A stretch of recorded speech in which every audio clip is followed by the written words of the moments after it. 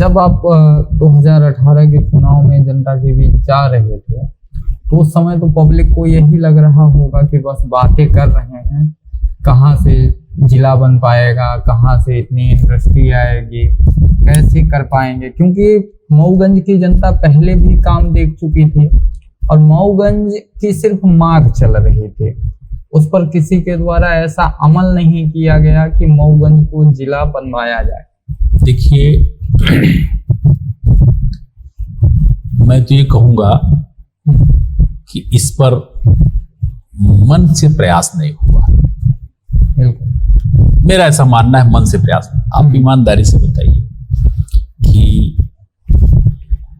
अगर कोई ये कहे कि हमारी सरकार नहीं तो हम केंद्र में होते तो ऐसा हो जाता, हम प्रदेश में होते तो ऐसा हो जाता, हमारा सांसद नहीं था तो ऐसा हो जाता, हमारा विधायक नहीं होता तो ऐसा हो जाता, हमारा विधायक होता तो ऐसा होता, ऐसी बातें लोग करते हैं। पर आप ईमानदारी से बताइए, जब देश आजाद हुआ था 1943 में, जब ये विंध्य प्रदेश था, यहाँ विधायक कौन था, सांसद कौन था, सरकार किसकी थी, कांग्रेस। सेंट्रल में कौन था, कांग्रेस।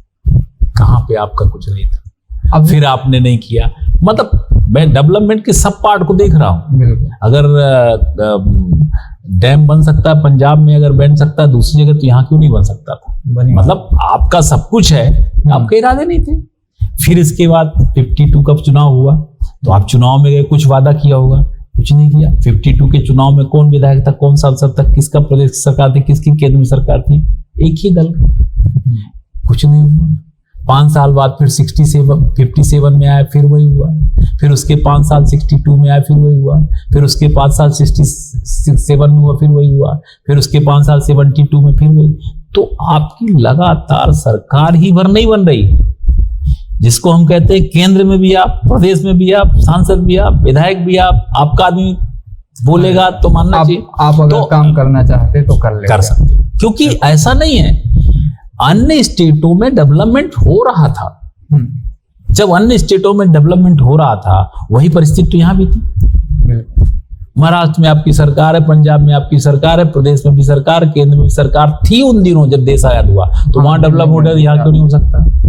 मेरा कहने का मतलब है कि कहीं ना कहीं आत्मविश्लेषण करना चाहिए, और क्या दिक्कत है जनता के बीच में बताने की हाँ भाई हमारे कुछ लोगों से पहले चूक हुई, अब हम करेंगे।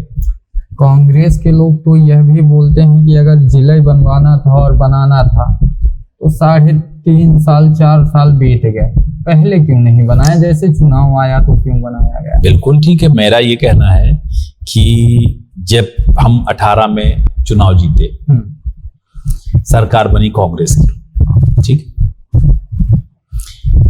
जब कांग्रेस की सरकार बनी तो क्या कांग्रेसी इस बात को बोल सकते हैं कि मेरी जिले की मांग नहीं थी। वो तो कहते हैं मेरी मांग थी, आपकी मांग थी, आपकी सरकार आ गई तो पूरा करने में क्या दिक्कत है, कहां अड़चन पैदा हो गई। जबकि उस समय पे 2 जिले भी स्वीकृत हुए थे।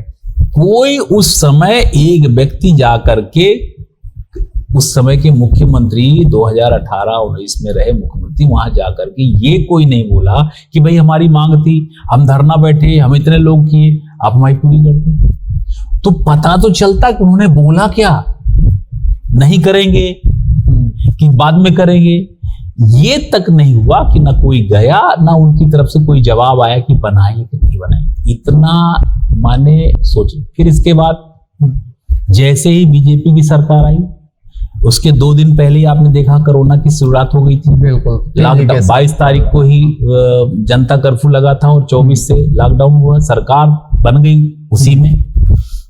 2 साल आपको भी मालूम है कि जिंदगी बचाना लक्ष्य लग गया सरकार का।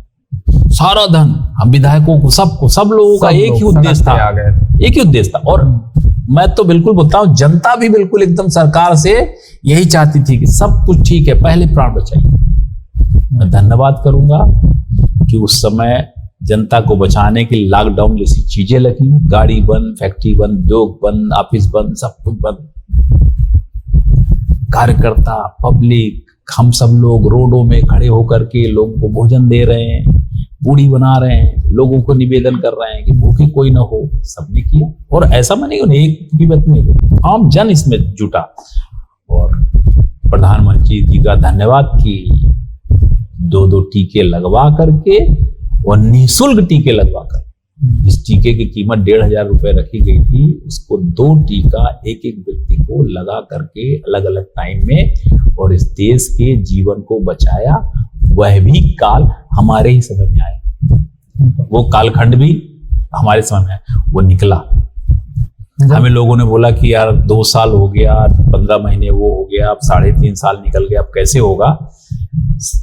ईश्वर की ऐसी कृपा है, जनता का ऐसा आशीर्वाद है कि उन 1.5 सालों में जो काम हमने सोचे थे वो सब हो गए।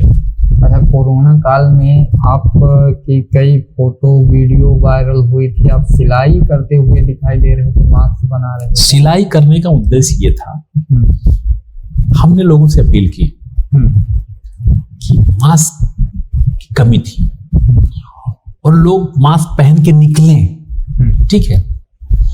तो हमने स्व सहायता समूह से अपील की कि सब आप लोग मास्क बनाइए। अपील करना और फिर करना कुछ नहीं। मैंने अपने घर से बोला, मैंने कहा सिलाई में मास्क बनाओ, मैंने मास्क बनाया।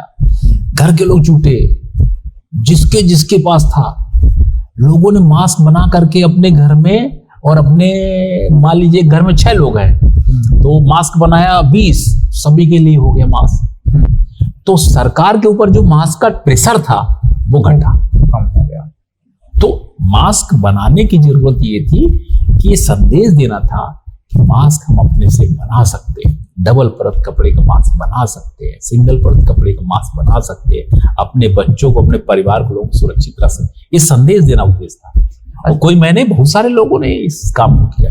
अच्छा, आप खाना बना लेते हैं? बिल्कुल खाना बना लेता हूँ। कोरोना काल में आप पूड़ी भी बनाते थे? बिल्कुल, और सड़कों मैं खाना बना लेता हूँ, कॉलेज के समय से ही खाना बना रहा हूँ, बाहर जाता हूँ, अभी भी अपने विधानसभा में जाता हूँ, किचन है, और मैं थोड़ा होटल का खाना वाना पसंद नहीं करता हूँ। सब्जी रोटी, सिलाई मशीन बहुत कठिन काम नहीं है, आदमी चलाता है। बचपन में शौक में माताजी हमारे, जितने भी हम लोगों के कपड़े थे इनर के, वो माताजी हमारी सिलती थी, तो उन्हीं के साथ धागा डाल दो बेटा, तो ये कर दो। स्कूल के समय में तो आदमी सीखने लगा। तो ये कोई बहुत काम नहीं। अब हमसे कोई बोले कोट सिल दो तो नहीं बनेगा, पर कोई बोल दे कोई चीज फटा कपड़ा है तो मैं उसको सिल दूंगा।